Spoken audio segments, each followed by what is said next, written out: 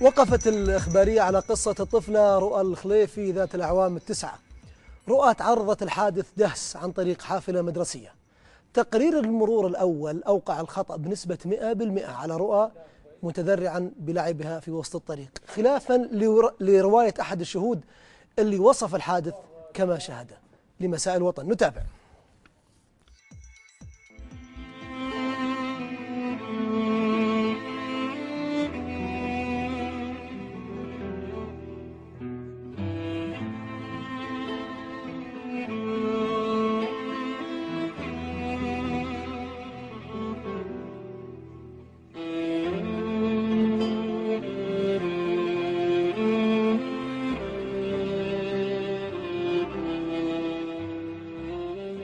حسبي الله على المستشفى اللي خربوا رجلي.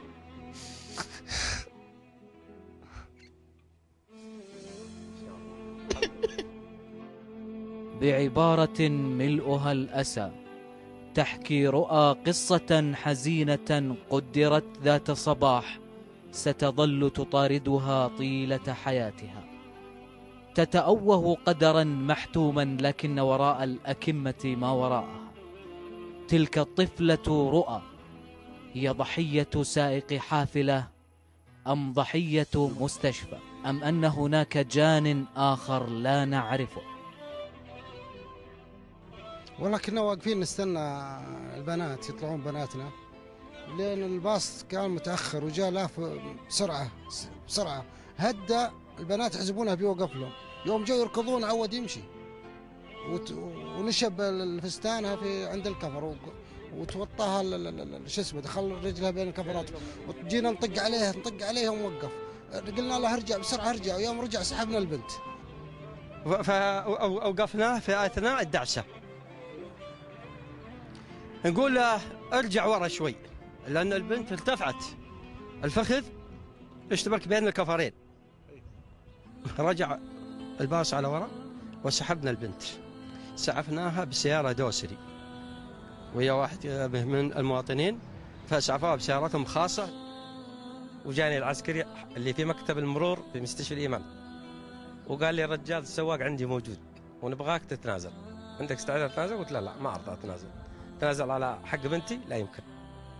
الباص اللي واقف يوم جاي يركبون مشى الباص، هذا أول شيء. ثاني شيء أنا كاتب من أول، وين راحت أوراقنا؟ نقلت رؤى بعد ذاك الحادث الأليم إلى مستشفى للعلاج، لكن المصيبة هناك كانت أعظم بعد أن جار عليها ذاك السائق المتهور. من ثم جاء دور المستشفى. عند الخروج بعد ما خربوا رجل البنت ب3 أيام قعدت البنت وفسدت رجل البنت، صارت زي الغرغرينة فيها. عند الطلوع بعد 3 يوم جاءت شركة حافل، المدير حقها مدير شركة حافل الأخ بندر والأخ نايف الخضري جزاهم الله خير، وأخذوا البنت قالوا نطلعها مستشفى الحبيب. ولما طلعنا قالوا ادفع فلوس. حقت ايش؟ قالوا عليك 3500 فاتورة، وعندي ما يثبت، عندي السند حق المستشفى رسمي موجود. ودفعت لهم 3500 وطلعنا ودينا البنت مستشفى الحبيب. قعدت 56 يوم في مستشفى الحبيب، اجروا لها 5 عمليات جراحية. على مرأى الجميع وفي وضح النهار وأمام شهود العيان وقعت الجريمة، إلا أن الظالم كان أكبر من التهمة، فقد ردت التقارير من غير تحقيق ولا تجريم ولا إدانة لسائق الباص المتهور. على الدنيا السلام. حياكم الله من جديد. ينضم معنا هنا في الاستوديو لمناقشة كافة محاورنا لهذا المساء الدكتور عبد العزيز العمر الأكاديمي والكاتب الصحفي. حياك الله دكتور. حياكم الله سعد الله. بدينا بقصة شوي يعني محزنة، لكن هذه يعني لكن هي قصة تحتاج أن نتكلم عنها ونرويها. وش رأيك باللي شفته؟ والله اللي شفته يدمي القلب حقيقة، لكني أنا عندي مسلم أنطلق منها في النظر مثل هالموضوعات، اللي هو أنه عادة إذا أخطأ الصغار فالمجرم الحقيقي هو الكبير. أخطاء الصغار هي ثمن أخطاءنا إحنا الكبار. الصغير لا يخطئ. من اللي برأيك أنه مخطئ؟ المخطئ نحن الكبار نتحمل وزر وذنب ما يحصل للصغار من مشاكل. من هو اللي مخطئ؟ لكن اللي يثير الاشمئزاز أن نسمع كلمة أخطأت البنت. لا صبر ترى البنت مخطئة واجد حاطين. حتى لو كانت مخطئة هم حاطينها مخطئة واجد. لنكن مخطئة. أنا ما أقول ما ناقش الحين، أنا لا أدخل في تهاليز التحقيق. اللي أقول عادة الأخطاء الصغار، أخطاء صغيرة ليه؟ يجب أن يتحملها الكبير. بالضبط. هي الجريمة تسجل على الكبير، أبدا ما سجل على الصغير. المخطئ هو الكبير ليس الصغير. الصغير دائما يدفع أخطاء إحنا اللي سبب فيها الكبار. وترى على فكرة ما أول مرة تحصل هذه الحادثة هذه، حصل أكثر من هذا موجود. شو عندهم مشكلة السواقين الباص؟ حصل طالب دهس في المدرسة، جوا المدرسة. وش داعسه في المدرسة؟ دهس جوا المدرسة ومات في جوا المدرسة، دهست السيارة. خلنا على رؤى في الشارع نقول ممكن. خلنا نقول على رؤى يعني كانت تلعب، يقولون كانت تلعب في الشارع وهي طالعة من المدرسة ترى. اوكي، بس انا خلني اتكلم، نبي نتكلم قانونيا. معنا المحامي سلطان الزاحم، نسقنا مع القصة هذه، نبي نشوف رأيه القانوني في زي كذا قضية. محامي سلطان حياك الله. حياك الله اخوي عبد الله، حيا الله ضيفك، يا هلا وسهلا. شفت القصة وسمعتها، ايش رايك؟ نعم، والله انا في تصوري هنا نرجع لقواعد الاثبات في علم الجناية. وهو العلم هذا لا يقبل المزايدة او المساواة. يعني لو طبقنا هذه القاعدة، عندك تصرف مادي، ايضا ركن معنوي، ثم علاقة سببية، ثم عندك طال عمرك القتل العمد والقتل الشبه العمد، ثم عندك القتل الخطأ. في موضوع رؤى، في موضوع حسب ما فهمت، طبعا انا ما شاهدتها، هناك سلطان حسب ما فهمت سمط عمرك. انا بيعرف الان البنت مخطئة ولا ما هي مخطئة، الباص مخطئ ولا مو مخطئ. ممتاز. عندنا ثلاث اطراف في النقل المدرسي، وفي عندك المستشفى شخص حالتها، وفي عندك المرور اللي حط الحادث وكذا ان البنت، يعني معنى المرور يا شباب. لا يا سيدي. طيب خليك معنا محامي سلطان، معنا العميد علي الرشيدي من المرور، نبي نسأل عن التقرير او عن الحادثة اذا كان يعرف عنها. حياك الله عميد علي. يا هلا وسهلا، حياك الله، اهلا بك، هلا وسهلا، حياك الله، بارك الله فيك، حياك قلبي. شفت القضية معنا ولا ما شفتها؟ والله ما شفتها في الصلاة الحقيقة وقتها. طيب علي، لكن انا عندي رؤى تعرف قضيتها؟ طبعا ما في شك طبعا اكيد. طيب. عندنا خلفية عن الموضوع. اي ترى مرسل لك رقم المعاملة كامل والقضية ترى قبل. نعم. اي اوكي. طيب ايش رايك في القضية؟ اول حياكم الله حبيبي، وانا اشكر حقيقة اهتمامكم وكل ما يتعلق في شيء يهم المجتمع. في الواقع الحوادث المرورية على فكرة هي ليست حادث واحد، عندنا اكثر من حادث مروري. وكل يوم للاسف احنا نعاني في المرور من الحوادث المرورية. والحادث المروري هو طبعا ينتج عن مخالفة. طيب. مخالفة مرورية سواء كانت من السائق او من المشاة. طيب. فهذه عناصر رئيسية في الحادث المروري. الخطأ على مين انت برايك؟ لا يقع بالصدفة على فكرة الحادث.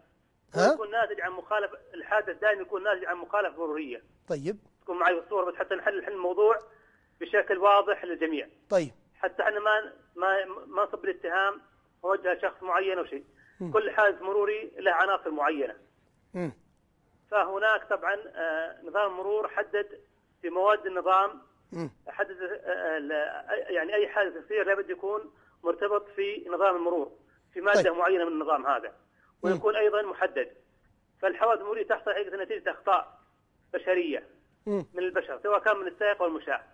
الحادث اللي عندنا طبعا الاخطاء تحصل واحنا ما احنا ملائكة على فكرة. طيب. وبديهي انه اي التكر الاول قد يكون فيه مثلا خطأ معين، لكن في ولا احنا عندنا ثلاث اشياء رئيسية. طيب. في حالة وقوع الحادث لكائن من كان وما هو مقتنع بالحادث، ينتقل إدارة المرور مثلا الرياض أو جدة أيا كان الإدارة. في الحالة هذه في عندنا احنا لجان معينة. اللجنة الأولى تكون داخل الإدارة، داخل إدارة مرور الرياض مثلا، زي الحادث اللي حاصل عندنا حاليا. طيب. في البداية طبعا الشخص ما اقتنع بالحادث وراحت لجنة معينة طبعا، وحددوا اللجنة هذه النسبة على السائق 75% وعلى الطفلة رؤى الله يحفظها ان شاء الله. لا عميد علي، الموجود هنا في التقرير انه 100% على البنت. خلني اكمل لك. انا قلت لك في البدايه انه في تقرير اولي وفي تقرير ثاني. لا، التقرير الاخير اللي طلع من المرور، اللي طلع لجنه معينه طلعت لما يكون في اصابه او يكون في وفاه معينه، يطلع من عندنا احنا تقرير نهائي. التقرير اللي طلع على فكره عندنا احنا ما اقتنع فيه الشخص وشكلوا لجنه من الاداره في مرور الرياض. في على طيب. فكره في لجنه ثانيه تشكل لو فرضا الشخص مو مقتنع حاليا، نقول انا ما اقتنع. طيب خلني اقول لك هو ما اقتنع.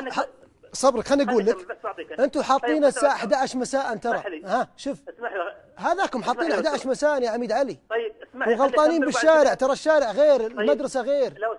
لو سمحت خلي يكمل بعد كذا. انت عطني الشيء اللي عندك.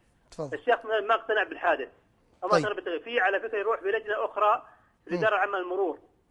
وسعاده اللواء عبد الرحمن المقبل من الناس اللي يعني يراس يعني ومهتم في اللجنه هذه، اللجنه الثالثه. اذا الشخص مو مقتنع حاليا اللي عندك الان، غير يقول ما هي مقتنع باللجنه هذه اللي عندي الساعه الاخيره هذه، واللي حده نسبه يقول 75%، ان النسبه لا، النسبه هو على السياق 100% مثلا، يطلع يروح لاداره المرور. طبعا ما راح الاداره، انا سالت في الاداره قلت هل جاكم الشخص اللي عندنا احنا لجنه في الاداره المرور، لجنه اخرى غير اللجنه الثانيه، الشخص ممكن انه يروح لها ويتظلم عندها وبرضه حيكون لها تقرير اخر غير التقرير هذا. طيب تراكم حاطين 11 مساء والشارع غلطانين فيه، وفي اشياء كثير بالتقرير موجوده، لكن عاد شكرا جزيلا لك. انا بسال المحامي سلطان الزاحم، وش تسوي الاسره الان يا استاذ سلطان عشان تاخذ تعويضه وتاخذ حق معنوي لها على اقل تقدير؟ استاذ سلطان. طيب نرجع ثانيه. وش رايك حطوا الان في الاخير 75%؟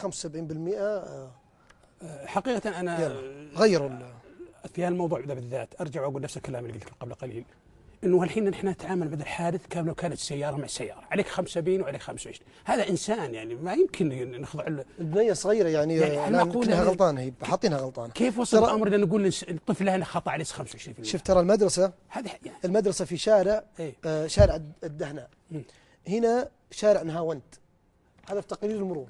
تقرير المرور الساعه 11 مساء والحادث صار 11 الصبح. اللي اردى المستشفى ماخذ 3500 هذه غير قابله. هذا مستشفى حكومي اهلي. ها ماخذ 3500 ريال. هي قضيه المستشفى. طيب انا لا الوم المستشفى يطلب 3500 ريال، انا الوم الجهه يجب الحكومه تدفع. طيب سلطان الزاحم رجع معنا. طيب استاذ سلطان معك طامر، وش تسوي الاسره في هالحاله يا استاذ سلطان عشان تاخذ تعويض لو مادي او معنوي؟ شوف طامر، انا بقول لك شيء، هي المساله ليست بالاسره، نحن امام علم جنايه. علم جنائي. احنا لازم نكيف هذه الواقعه. الواقعه هنا انت ذكرتها لي قبل شوي 3 اطراف، وعلى قولهم اهملت اهم طرف في هذه الحادثه اللي هو ذكرت المستشفى. صحيح. وذكرت تقرير المرور. وذكرت السائق او شركه الباص. واهملت اهم جانب في هذه الحادثه وهم شهود الواقعه. الشهود موجودين تكلموا.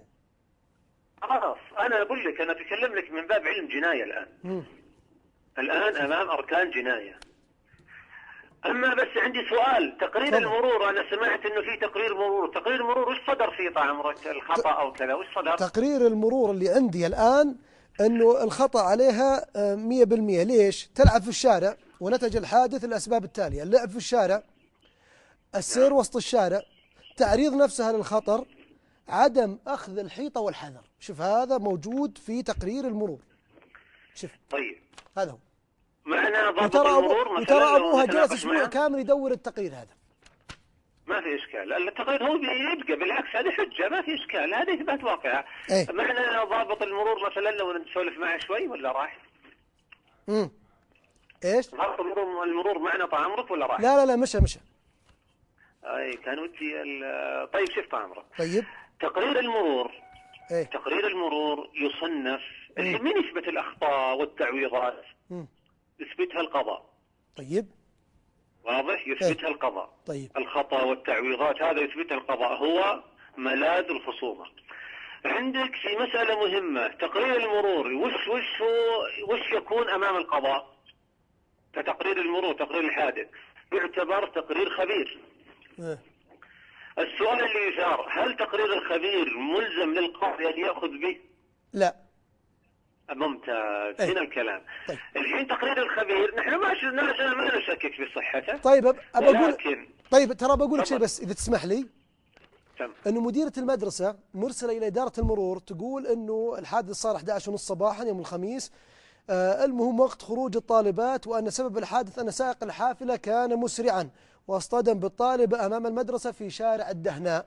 هذا من مديرة المدرسة، أنه الرجال كان مسرع. حبيبي أنا بقول لك إياها بعلم، يعني علشان يستفيدون باختصار عشان كل مين اللي فيه باختصار جدا.